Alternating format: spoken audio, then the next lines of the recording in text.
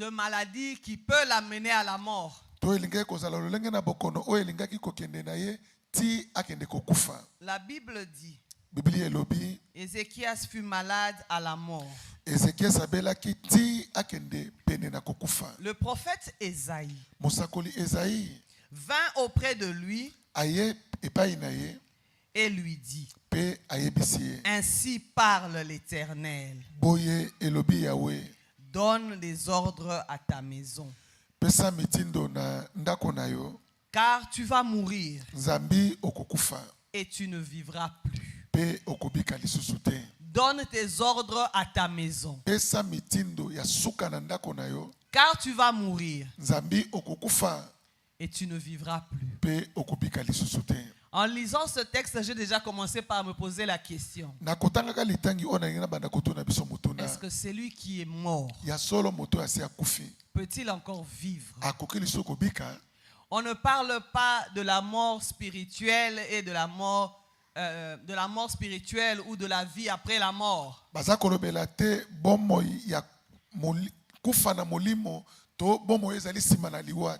Ici, il s'agit de la mort physique. Et Ésaïe dit, tu vas mourir et tu ne vivras plus. Comment est-ce qu'il peut parler comme ça? Qu'est-ce que cela veut dire? Tu vas mourir et tu ne vivras plus. En fait, quand nous lisons ce texte, nous comprenons une chose.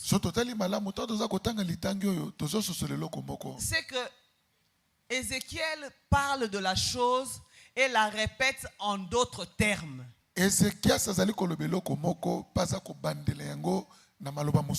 Il a parlé de la mort, que tu vas mourir, et puis il dit encore, tu ne vivras plus.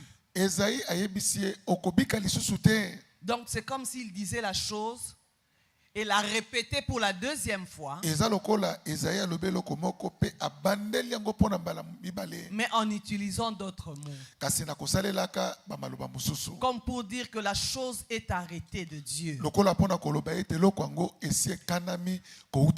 Lorsque nous allons dans Genèse, avec Joseph, nous avons vu quelque chose de ce genre. Dans le livre de Genèse, au chapitre 41, le verset 32,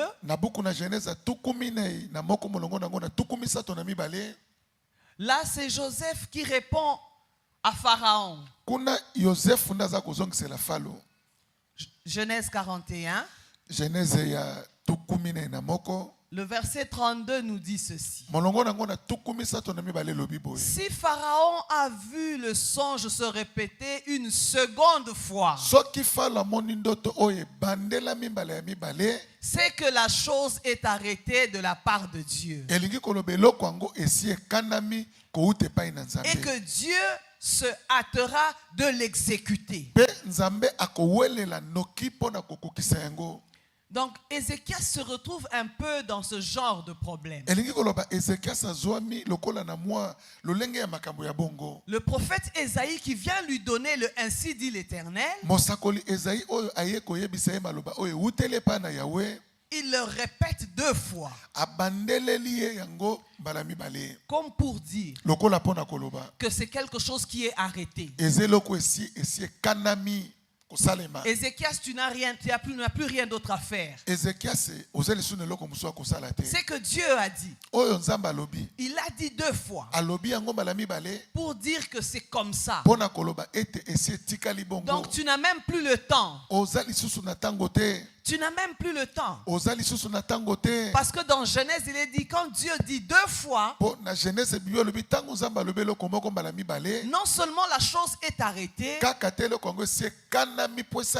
mais Dieu lui-même court derrière le temps pour l'accomplir. Dieu se hâte de l'accomplir. Dieu lui-même veut vite l'accomplir. Alors Ésaïe dit à Ézéchias, fais vite. Tu n'as pas le temps. Donne les ordres à ta maison. Si tu n'avais pas encore écrit le testament, écris le testament. Si tu n'avais pas encore délégué les tâches, délègue-les vite. Parce que tu n'as pas le temps. Parce que la chose est arrêtée de Dieu. Et que Dieu se hâtera de l'accomplir. Bien aimé, ici il s'agit de prophète Ésaïe. Le prophète Ésaïe, c'était un prophète qui était pratiquement un partenaire de prière avec Ézéchias.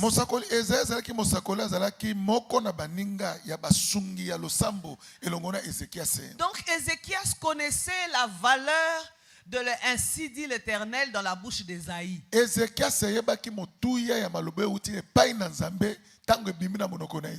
Il savait que lorsque Ésaïe vient dire quelque chose de la part du Seigneur,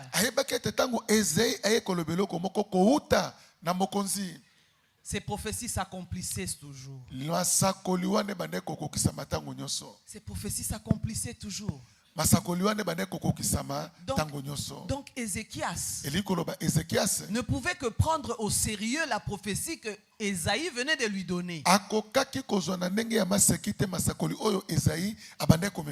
Mais curieusement,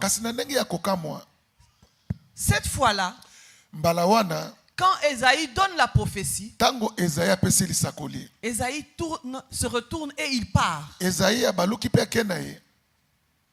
Pourquoi cette attitude de la part du prophète Ésaïe? Il s'en va. Donc Ézéchias se retrouve. Déjà, il était malade.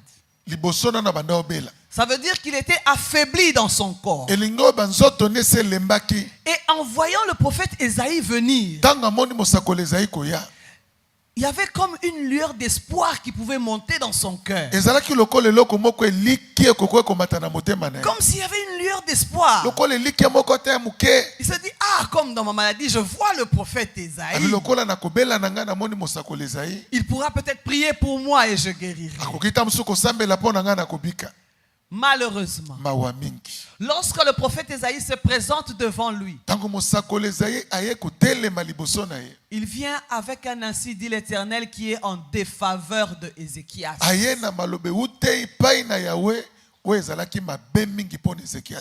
Quelque chose qui peut troubler. Il termine, il part. Ézéchias se retrouve seul. Seul. Bien aimé, vous savez, lorsque quelqu'un dit je pense, même quand le médecin vous dit je pense que cette maladie-là peut vous conduire à la mort. Vous savez, vous avez quand même un peu d'espoir. Parce que vous savez que l'Éternel est capable d'opérer un miracle. Quand c'est un homme qui vous dit que cette affaire peut vous conduire à la mort, vous savez que Dieu qui est au-dessus de l'homme peut intervenir à n'importe quel moment. Mais là, c'est Dieu qui est au-dessus de tout, qui parle, qui te dit que pour toi c'est fini. Et même le partenaire avec qui vous pouvez prier ensemble, lui aussi se détourne. Il part. Donc tu te retrouves seul. Seul. Devant ton problème. Devant cette sentence.